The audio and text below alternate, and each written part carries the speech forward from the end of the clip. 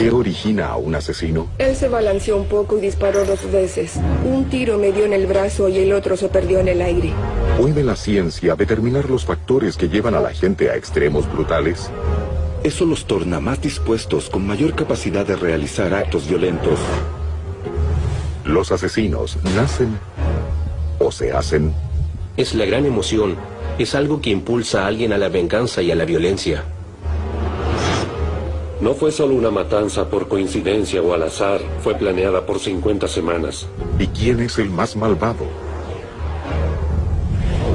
Existe una escala para medir las facetas más viles de la conducta humana. Desde asesinatos impulsivos hasta violencia alimentada por la locura.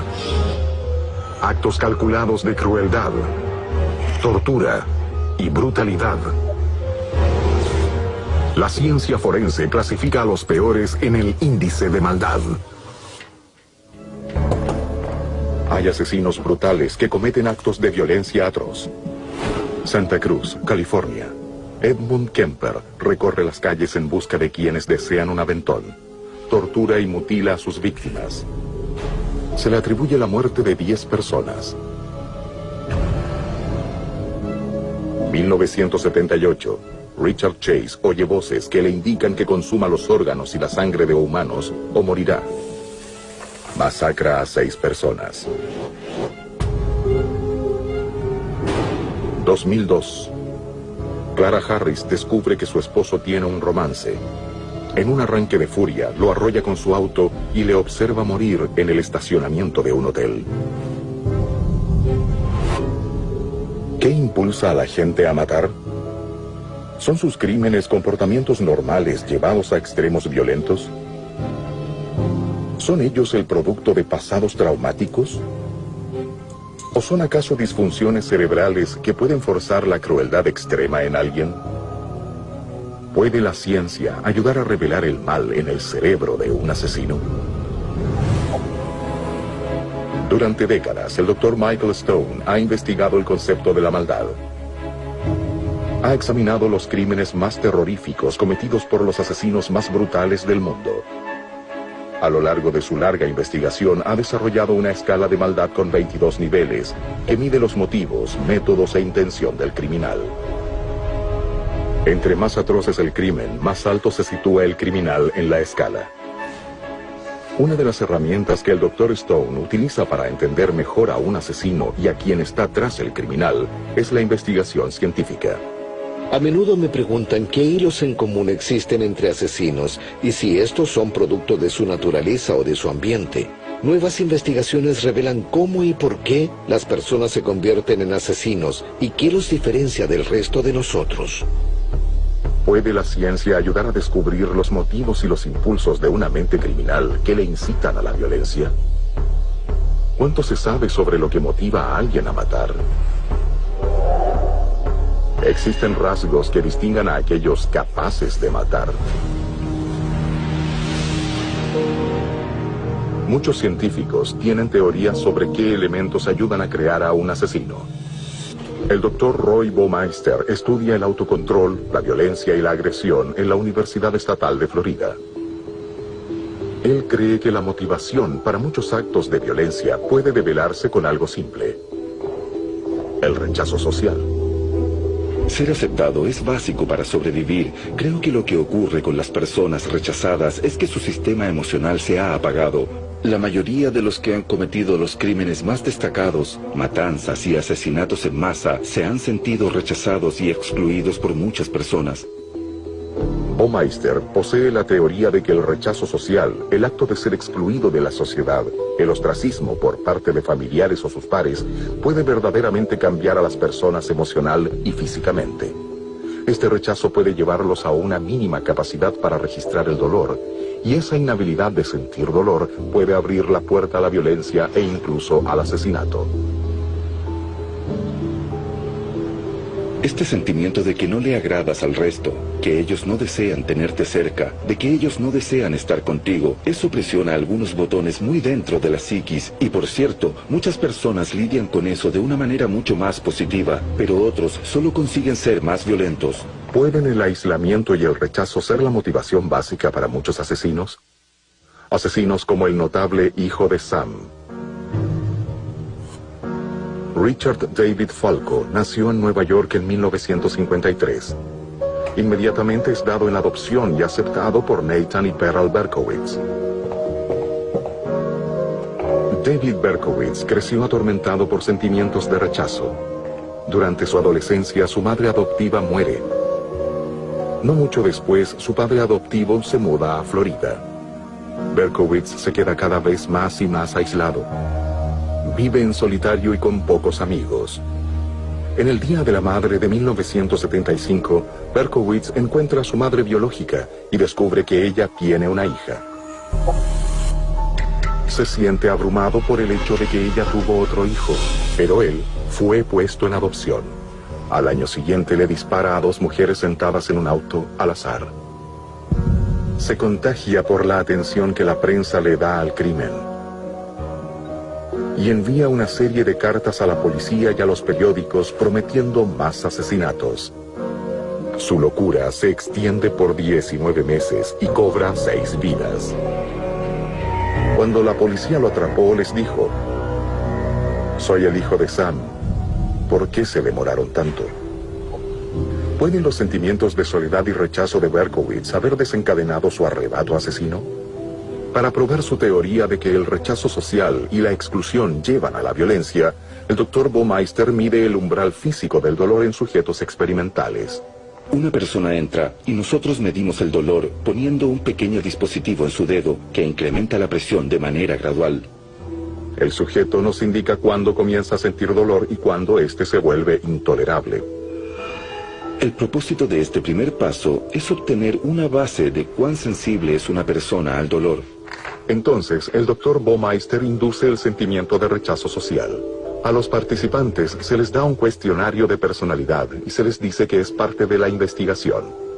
Pero en vez de dar resultados reales, a algunos se les dice que sus cuestionarios indican que terminarán solos en la vida. Puede que tengas amigos y relaciones ahora, pero a mitad de tus 20 años la mayoría se habrá alejado de ti. Luego de experimentar este rechazo, se somete a los pacientes a dolor físico nuevamente. Administramos la medida de dolor exactamente de la misma manera que lo hicimos la primera vez, y esto nos permite ver si la sensibilidad al dolor del sujeto ha cambiado. Aquellos que han sido rechazados muestran ahora un umbral del dolor mucho más elevado. Están adormecidos. En efecto, se sientan ahí por mucho más tiempo antes de que digan que comienza a doler. No parece molestarles mucho. Baumeister no está seguro del por qué alguien que ha sido rechazado socialmente eleva su umbral del dolor. Pretende realizar escáneres cerebrales en el futuro para observar si la actividad cerebral varía después del rechazo. Baumeister también teoriza que después del rechazo no solo cambia la sensibilidad del sujeto al dolor, sino que también el despertar emocional de la persona puede verse afectado. La discapacidad del sujeto para determinar su propio dolor puede crear una incapacidad para reconocer el sufrimiento de otros, dando origen a un sentimiento de empatía disminuido. La empatía nos aleja de cometer actos violentos y crueles y de cosas hirientes hacia los demás, y si las personas pierden esa capacidad de sentir compasión por otros, eso los hace estar más dispuestos y ser más capaces de realizar actos violentos. ¿Puede el historial de rechazo de una persona obstaculizar su capacidad para sentir empatía por otros y hacerla proclive al asesinato? El aparente rechazo en su nacimiento por parte de su madre y la muerte de su madre adoptiva habrán creado una falta de empatía en David Berkowitz. Pero si se desea especular sobre los efectos del rechazo acumulado, aunque si esta falta de empatía se vuelve crónica, para que la sientas todo el tiempo debe ser algo muy preocupante. Por cierto, parece una extensión muy probable de los patrones que hemos visto hasta ahora. A lo largo de la historia, muchos asesinos han tenido historiales llenos de rechazo, tanto cuando niños como adultos. La variedad de sus crímenes cubre todo el espectro de mi escala, desde los impulsos criminales hasta la tortura, sugiriendo que el rechazo social y el aislamiento ciertamente tienen alguna conexión con la violencia. Algunos asesinos son impulsados a la violencia debido al rechazo y al aislamiento que experimentaron. Pero existen diferencias fundamentales en cómo funciona la mente de un asesino y cómo funciona una mente normal. ¿Tenemos todos el potencial de asesinar o solo algunas personas tienen una tendencia particular hacia la brutalidad? El Dr. Michael Stone se encuentra en un viaje para entender por qué las personas matan. ¿Qué es lo que la ciencia puede revelar sobre el cerebro de un asesino? ¿Existen personas con más probabilidades de cometer actos de violencia y asesinatos? ¿Qué factores pueden estar dentro del cerebro de un asesino? ¿Podría haber alguna explicación lógica para homicidas brutales como Edmund Kemper? No fue solo una matanza por coincidencia o al azar, fue planeada por 50 semanas. Santa Cruz, California, 1972. Edmund Kemper recorre las calles en busca de quienes desean un aventón. Selecciona a 2 mujeres universitarias y las asesina en su auto. Kemper lleva los cuerpos a su casa y descuartiza sus miembros y cabezas. Guarda algunas partes de los cuerpos en su refrigerador como trofeos, diseminando los restos a lo largo de la costa californiana.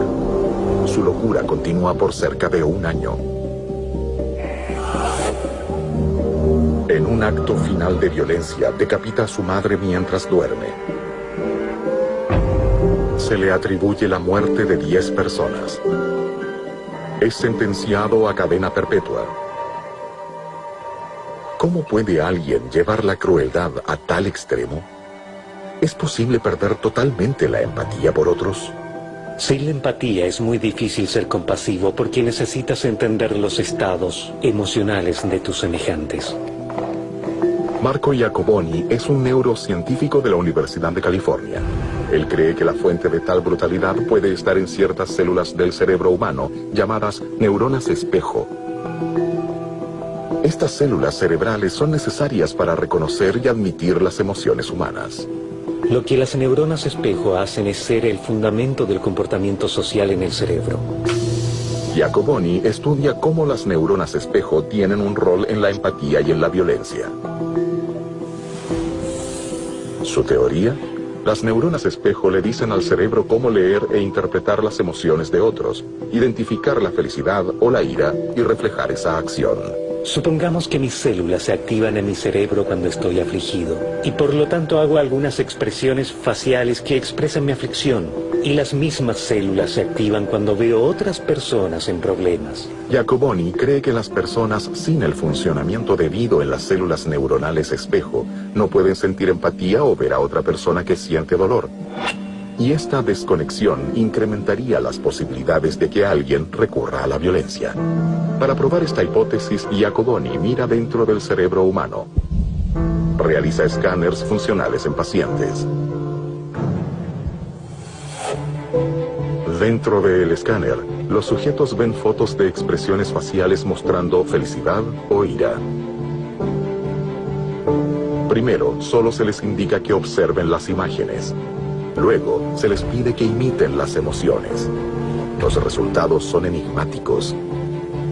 Los rastreos cerebrales revelan que las neuronas espejo viajan a 2 lugares del cerebro. La actividad neuronal comienza en la región responsable del movimiento muscular.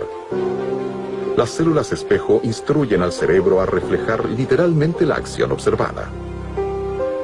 Las células después viajan a los centros emocionales del cerebro y se traducen en una comprensión emocional de felicidad.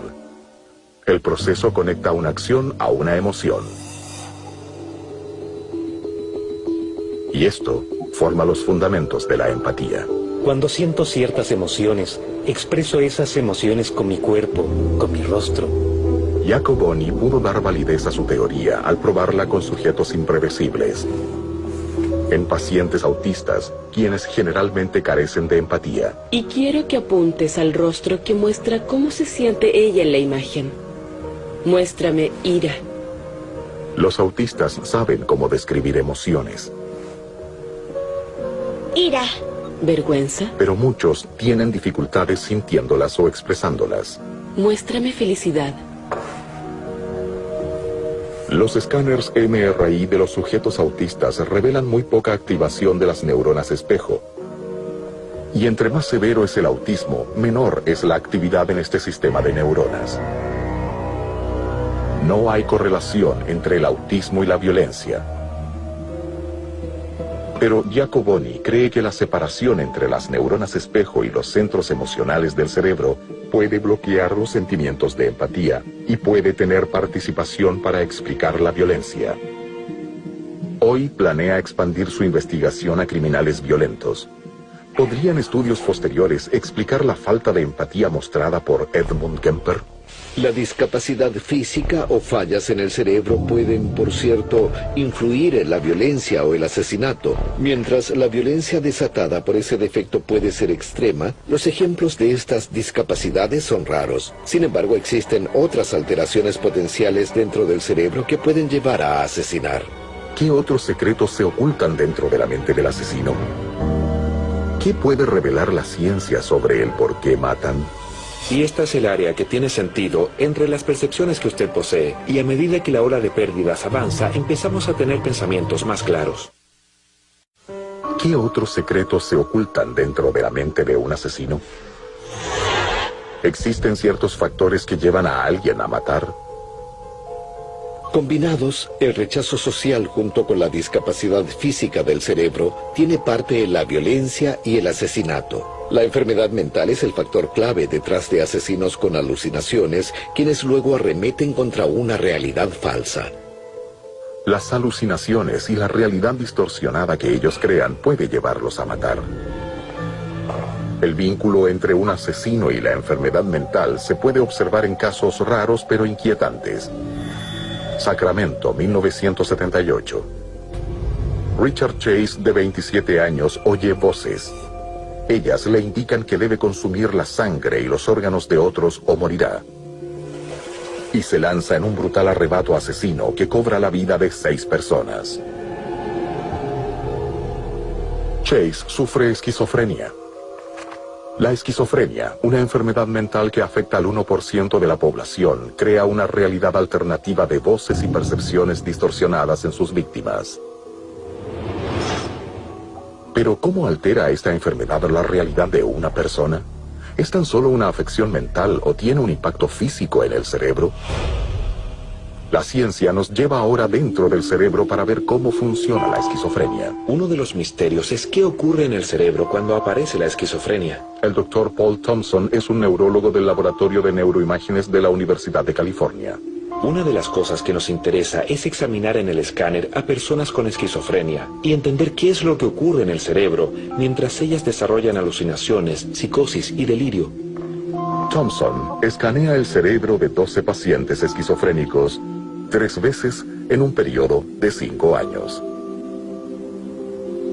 Combinando los resultados de los pacientes, el Dr. Thompson espera crear una película de tiempo que proveerá la primera mirada sobre cómo la esquizofrenia impacta al cerebro. Los pacientes son escaneados por primera vez poco después de obtener el diagnóstico. Es ahora cuando un paciente desarrolla los primeros signos de oír voces, tener sensaciones que son irracionales, y su dificultad de entender si son sonidos reales o si están en su cabeza. A medida que examina los datos, Thompson hace un descubrimiento importante. La esquizofrenia no es estrictamente una afección psicológica como se creía. Por el contrario, sí ataca de manera física al cerebro como otras enfermedades. Cuando empezamos, pensábamos que los cambios quizá eran psicológicos. Lo que en verdad vimos fue esta ola dinámica de pérdida de tejido, por lo que cuando el paciente tiene los primeros signos de alucinaciones y delirio, está perdiendo tejido cerebral rápidamente. En el primer año de enfermedad, los pacientes pierden el 5% de su tejido cerebral. 2 años después, se escanea a los pacientes nuevamente. Las imágenes correspondientes revelan una progresión aterradora. La mayor sorpresa es esta. Aunque el daño comienza detrás del cerebro, esta avalancha de pérdida de tejido cerebral finaliza en el frente del cerebro. Por eso, una de las cosas que vemos acá en rojo es la pérdida lenta de materia gris. Una de las cosas que vemos acá en rojo es la pérdida lenta de materia gris. Esa pérdida luego avanza como un incendio. Los escaneos finales revelan que luego de 5 años el daño se ha diseminado a regiones cruciales, como el lóbulo frontal, el área responsable del razonamiento y muchas funciones mayores. Y esta es el área que le da sentido a las percepciones que tenemos. Mientras la pérdida de tejido avanza, comenzamos a tener pensamientos desordenados. Puede que tengamos delirios sobre quién somos y no entendamos qué sucede en el mundo. Con 5 años de enfermedad, terminará con casi 25% de déficit. Un cuarto de tejido cerebral perdido por la esquizofrenia. Estas células nunca se reemplazarán. Los descubrimientos del Dr. Thompson ofrecen conocimiento fundamental sobre la naturaleza de la enfermedad. Esta ataca físicamente al cerebro, tuerce percepciones y da origen a pensamientos ilusorios. ¿Puede esta enfermedad haber quitado la capacidad de Richard Chase de percibir claramente la realidad e incitarlo a la violencia? Sin embargo, solo un pequeño número de esquizofrénicos es violento. ¿Existen otros factores que contribuyan a la violencia en los esquizofrénicos? Los criminales impulsados por enfermedades mentales están en un amplio rango en la escala. El factor común es que muchos de ellos, como Richard Chase, han creado una realidad distorsionada o ilusoria. Su creencia inquebrantable en el mundo que han creado puede hacerlos desesperar y a menudo volverlos peligrosos. Podemos esperar que la ciencia continúe desentrañando los misterios que incitan a matar. La enfermedad mental es un factor común en los actos violentos y asesinatos, pero ¿un cerebro sano es igual de letal? Realmente debes bloquear una respuesta natural y también debes tener un bloqueo de una respuesta emocional para que la culpa, la ansiedad, la frustración, la aprensión sean bloqueadas. El Dr. Michael Stone intenta descubrir los factores que impulsan a asesinar. Se vuelca a la ciencia para descubrir las pistas dentro del cerebro de los asesinos. Una enfermedad mental es un factor contribuyente entre muchos de los asesinos que he investigado, pero también me he encontrado con aquellos que se apoyan en una gran inteligencia para cometer crímenes y también para evadir la captura. En estos casos, es un cerebro aparentemente sano el que puede ser letal. 1983. Diane Downs dice que un viajero le disparó a ella y a sus 3 hijos, matando a uno de ellos. Su historia inicia la cacería del asesino. Él se balanceó un poco y disparó 2 veces. Un tiro me dio en el brazo y el otro se perdió en el aire. Downs se describe a sí misma como una víctima ante la prensa. Quiero ayudar y encontrar al tipo que disparó a mis hijos. Pero cuando uno de los hijos sobrevivientes de Downs puede contar lo que ocurrió, relata que su madre fue quien disparó. ¿Cómo pudo Diane Downs engañar a la policía y al público por meses con su horrendo crimen? ¿Podría estar la clave de la habilidad de ciertos asesinos de engañar en la manera como su cerebro funciona? El Dr. Scott Fero, de la Universidad Temple en Filadelfia, realiza un mapa de la actividad cerebral de los mentirosos.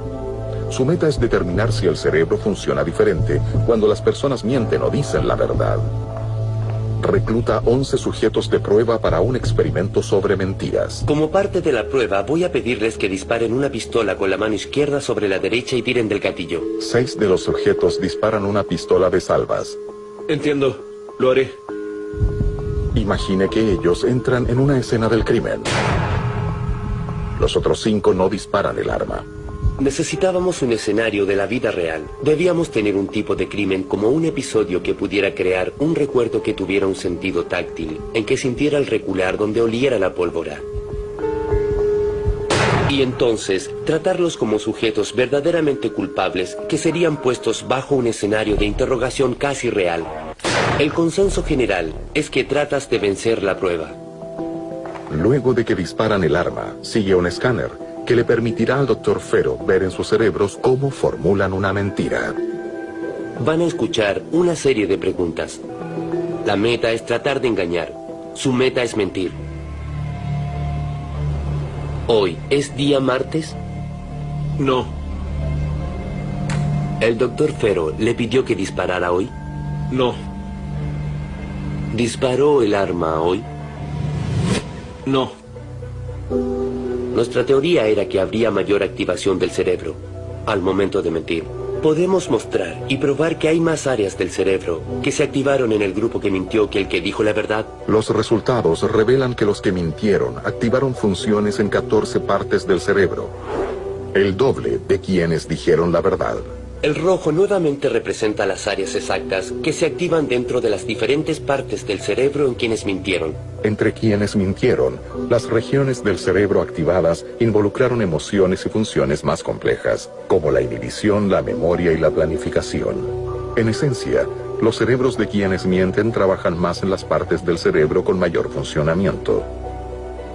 De alguna manera, cuando las personas mienten, son más inteligentes que aquellos cuyos cerebros no están realizando el mismo esfuerzo.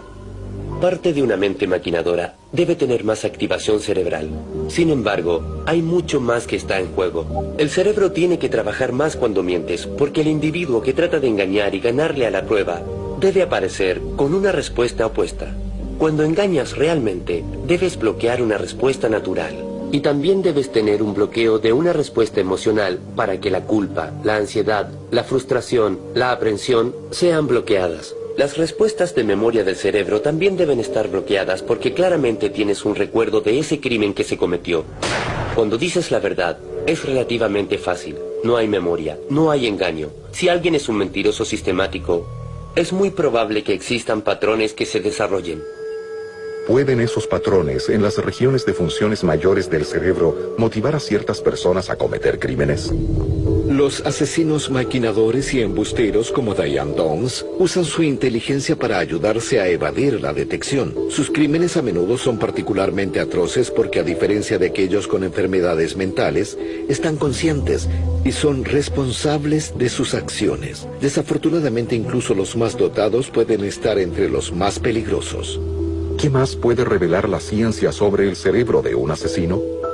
¿Hay alguna diferencia fundamental entre lo que impulsa a hombres y mujeres a la violencia? Esta fuerza era funcional en el pasado. Hoy en día no es tan funcional. Puede ser disfuncional y guiar a la violencia. El doctor Michael Stone utiliza la ciencia para explorar los cerebros de los asesinos. En búsqueda de más conocimiento, comienza a investigar para revelar las respuestas a las preguntas fundamentales. ¿Matan hombres y mujeres por la misma razón? Los hombres tienen la reputación de ser el género más violento y las estadísticas lo respaldan. Cada año, más del 80% de todos los homicidios en los Estados Unidos son cometidos por hombres. Esto lleva a la pregunta, ¿tienen hombres y mujeres diferentes impulsos para matar? ¿Y cuáles son esos impulsos? Biddeford, Maine, junio de 1996. Samuel y Lucinda Collins son vistos tomados de la mano y besándose en una feria del lugar. Llevan casados 10 años y tienen un hijo de 8 años de edad. Tanto amigos como vecinos les conocen como una familia unida y una pareja afectuosa. A las semanas, Collins descubre que su esposa le engaña. Él la apuñala ese mismo día. 2002. David y Clara Harris parecen tener la vida perfecta. Hijos, un negocio exitoso, una casa hermosa. Pero Clara descubre que Davis mantiene otra relación. Ella no está dispuesta a renunciar a su matrimonio. Intenta volverse más atractiva para David. Comienza a hacer ejercicios y a broncearse. Su única petición es que él nunca más vuelva a ver a su amante. David accede. Pero cuando Clara lo ve de la mano con ella en un hotel, lo atropella con su automóvil. David muere en el estacionamiento. El motivo detrás de estos homicidios fue la emoción humana básica del celo. Pero hombres y mujeres matan por las mismas razones. ¿Pueden los celos y la violencia que generan revelar algo sobre lo que impulsa a la gente a asesinar? El doctor Randy Larsen de la Universidad de Washington en St. Louis cree que los celos ofrecen una visión única sobre qué motiva a las personas a matar. Larsen insiste en que es una emoción predeterminada que revela diferencias fundamentales entre hombres y mujeres.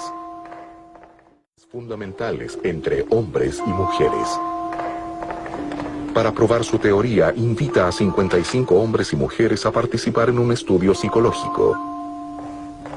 Por favor, tome asiento.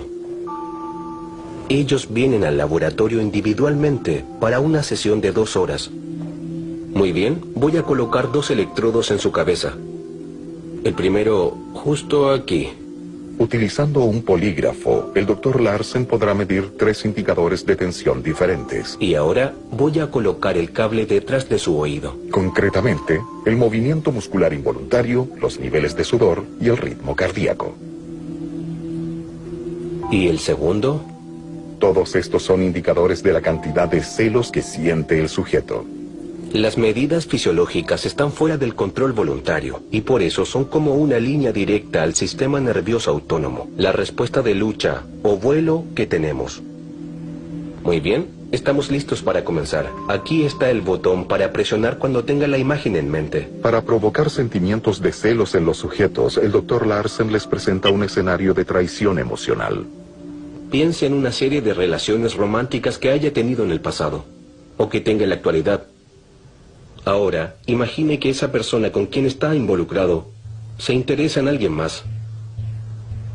Imagine que su compañero se está enamorando y formando un lazo emocional con esta otra persona.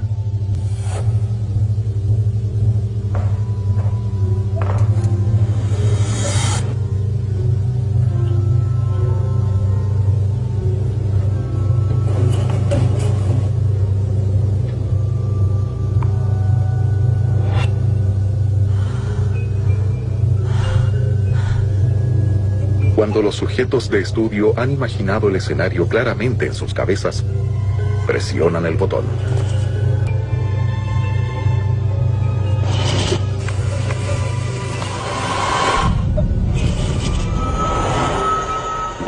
El polígrafo recoge todos los datos de los niveles de tensión del sujeto por 20 segundos. Entonces, el Dr. Larsen repite el proceso con un segundo escenario. Muy bien. Relájese nuevamente. Tengo una tarea más para su imaginación. Por favor, piense en una relación romántica. Mientras que el primer escenario fue una infidelidad emocional, el segundo es sexual. Imagine que averigua que su pareja está en una relación sexual con esta tercera persona. Intente sentir los sentimientos que tendría si esto le ocurriera.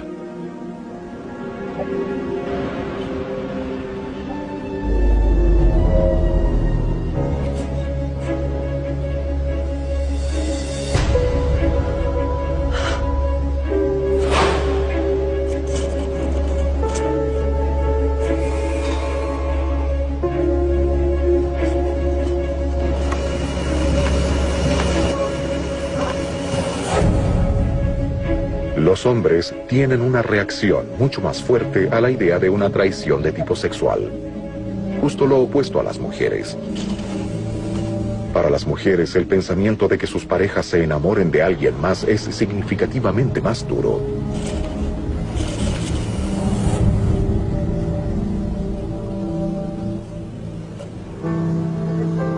Los descubrimientos del Dr. Larsen parecen ser respaldados por ciertos casos criminales. Clara Harris trató de salvar su matrimonio luego de saber que su esposo estaba teniendo un romance con otra mujer. Pero cuando le vio con su amante luego de prometer dejarla, Harris fue amenazada por su vínculo emocional y eso la llevó más allá del límite. Sin embargo, Samuel Collins no esperó para averiguar cuán emocionalmente serio era el engaño de su esposa antes de matarla a puñaladas. El Dr. Larsen cree que las diferencias en cómo los celos desatan la violencia han ido evolucionando por miles de años. Somos los receptáculos de nuestro pasado evolucionario, somos los hijos de nuestros ancestros, y la idea es que quizás llevamos en nosotros estas tendencias psicológicas evolucionadas, que nuestros antepasados desarrollaron para resolver estos problemas, y a largo plazo, la reproducción sexual es uno de esos problemas. Hombres y mujeres usan el apareamiento a largo plazo con el mismo fin: pasar sus genes a la siguiente generación. Pero eso también presenta a cada gen con desafíos únicos. Los celos son la respuesta a esos retos. Para un hombre, en nuestro pasado, el peligro sería que su pareja se enamorara de otro. Las mujeres siempre han tenido la certeza de que el hijo que tienen es suyo. Los hombres Nunca lo han estado, por lo que los celos pueden haber evolucionado como un mecanismo para proteger a su pareja, para ser sensibles en caso de infidelidad, básicamente para asegurarse de que el hijo que su pareja tiene es suyo. Para la mujer, no es una preocupación real que su pareja se enamore de alguien más. Eso no afecta su probabilidad de traspasar sus genes. Mientras el hombre se mantenga cerca para ayudar a criar al bebé que ella tiene, eso asegura que sus genes pasan a la siguiente generación, y por tanto, lo que la mujer más teme es la pérdida de ese compromiso por parte del hombre. El desarrollo de los celos es un acto evolutivo que podría ayudar a explicar lo que impulsa a hombres y mujeres a la violencia.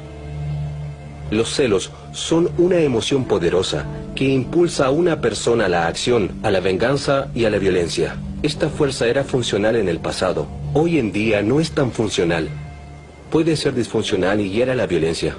Clara Harris y Samuel Collins fueron motivados por una emoción primaria para matar, para la cual todos tenemos potencial, celos potenciales. El hecho de que sus celos románticos fueron desatados por diferentes circunstancias que causaron el mismo resultado, revela que mientras un hombre sería típicamente más impulsivo en sus actos violentos, las mujeres son igualmente capaces de matar. Los celos pueden llevar a las personas a actos de violencia terribles, pero ¿puede alguien ser manipulado para asesinar? ¿Es posible convencer a alguien para matar? La investigación científica tiene algunas respuestas sorprendentes. La investigación científica ha revelado cómo las enfermedades mentales, el rechazo social e incluso las emociones humanas más básicas pueden ser el motivo de un asesinato. Pero ¿puede una persona totalmente sana, sin un historial aparente de traumas o de enfermedad mental, ser impulsado a matar? La mayoría de nosotros, sin un historial criminal, creemos que somos incapaces de cometer violencia extrema o matar. Pero la historia nos muestra que incluso quienes parecen más inocentes pueden ser capaces de actos horribles bajo ciertas circunstancias. Tex Watson es un estudiante sobresaliente y un deportista estrella, destacando el fútbol, básquetbol y atletismo. Leslie Van Houten es la princesa del festival e hija de un profesor de la escuela. Susan Atkins es miembro del coro escolar y de su iglesia. Se le conoce como una chica tranquila y reservada. Patricia Krenwinkel es profesora en una escuela dominical que espera convertirse en monja. Todos provienen de familias de clase media. Agosto de 1969, Watson, Van Houten, Krenwinkel y Atkins están involucrados en una matanza que arroja 7 víctimas. Son seguidores de Charles Manson. La pregunta más impactante es, ¿qué ocurrió que transformó a estos adolescentes en asesinos violentos? ¿Cualquiera puede convertirse en asesino? La respuesta puede encontrarse en una debilidad fundamental del cerebro humano. La investigación intenta descubrir el poder de la conformidad grupal y cómo los líderes como Manson manipulan a sus seguidores. En los años 50, el psicólogo Dr. Solomon Asch estuvo entre los primeros en examinar el poder de la conformidad. Asch decidió que quería ver si había algo extraño o especial en las personas que seguían a líderes lunáticos o si la persona promedio podía llegar al conformismo bajo las circunstancias adecuadas. El experimento sobre la conformidad de Asch es una leyenda en los psicólogos sociales como el Dr. Benjamin Zablocki. La preocupación de Solomon Asch era la conformidad y deseaba saber si podía preparar una situación experimental en la cual las personas serían guiadas por la presión social a negar la evidencia de sus propios sentidos o llevarse bien con el juicio del grupo en una respuesta simple, relacionada con el largo de líneas. La prueba comenzaba colocando a una persona en un cuarto con un grupo de actores que simulaban ser parte de la prueba también. A todos se les muestra un par de cartas. La primera tiene una línea dibujada en ella. La segunda tiene varias líneas de diferentes largos. Al sujeto se le pide que elija la línea que concuerda con la que está en la primera carta. Todos los demás, todos los actores que pretendían ser sujetos. Todos los actores que pretendían ser sujetos de prueba dan la respuesta equivocada. Luego de que todos los actores dan la respuesta equivocada, viene el turno B. del verdadero sujeto de pruebas. El experimento intenta averiguar si el sujeto de prueba ignorará al grupo y responderá correctamente, o si la presión de la conformidad lo impulsará a dar una respuesta errada. Es A. Inicialmente, los sujetos de prueba dan la respuesta correcta, pero la respuesta no viene rápidamente. La mayoría duda. Ellos externamente muestran el conflicto que ocurre en su interior entre el deseo de ser parte del grupo y el deseo de seguir la evidencia de sus propios ojos. Pero a medida que la prueba prosigue, la mayoría de los sujetos se conforman con el grupo y comienzan a dar la respuesta errada. El deseo de ser aceptado sobrepasa al deseo de hacer lo correcto. Es A. Lo que se estableció fue que el 75% de los sujetos de prueba negó la evidencia ante sus propios ojos y se conformó o se llevó bien con lo que los otros dijeron. No es que ellos tuvieran razones legítimas para estar inseguros, pero ellos fueron despedazados por este poder de conformidad de la opinión unánime del grupo. Este comportamiento se conoce entre los científicos como comportamiento de grupo. Esto describe el poder que los líderes de cultos ejercen al crear pensamientos unificados entre sus seguidores. En el caso de Charles Manson, no solo fue capaz de manipular a otros ante su presencia, sino que su dominio continuaba incluso cuando no se encontraba con ellos.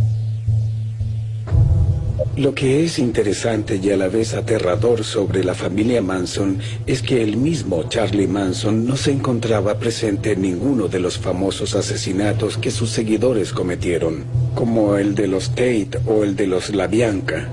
Sus cerebros estaban tan lavados por la experiencia del culto que ejecutarían estos actos incluso cuando Charlie Manson no se encontraba físicamente ahí para supervisarlos. Ese es el gran paso dentro del camino hacia la conformidad de pesadilla que se observa en los cultos. Manson convirtió a un número de personas bien acomodadas, aparentemente exitosas, en asesinos, lo que sugiere que dentro de nosotros existe cierta vulnerabilidad que permitiría que un grupo de factores reunidos nos llevara a cometer actos que no pensábamos posibles.